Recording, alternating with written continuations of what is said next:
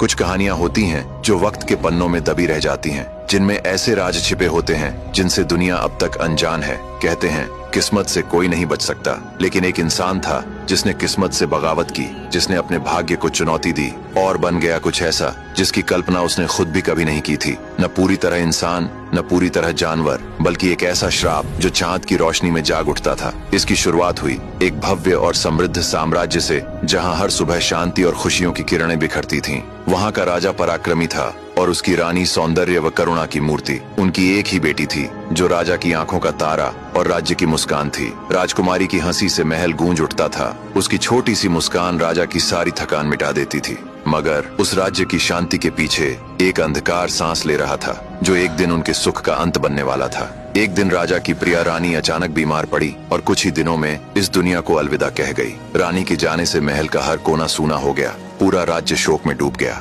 राजा ने प्रण लिया कि वह दोबारा कभी विवाह नहीं करेगा। उसके लिए अब सिर्फ उसकी बेटी ही जीवन का अर्थ थी। समय के साथ घाव तो भर गए, पर खालीपन अब भी महल की दीवारों में गूंजता था। महल में अनेक सेविकाएं थीं, जिनका एकमात्र कार्य था राजकुमारी की हर इच्छा पूरी करना। उनमें से एक स्त्री बेहद सुंदर थी। उसकी बोली मीठी थी, चेहरा कोमल जैसे रेशम और मुस्कान इतनी भली कि कोई भी उस पर भरोसा कर ले। लेकिन उस मुस्कान के पीछे छिपा था एक गुप्त रहस्य, क्योंकि वह एक जादूगरनी थी और दिल से बेहद क्रूर। वह पहले से विवाहित थी। उसकी 2 बेटियां थीं, लेकिन उसने अपने पति को जादू से उल्लू बनाकर जंगल में भटका दिया था।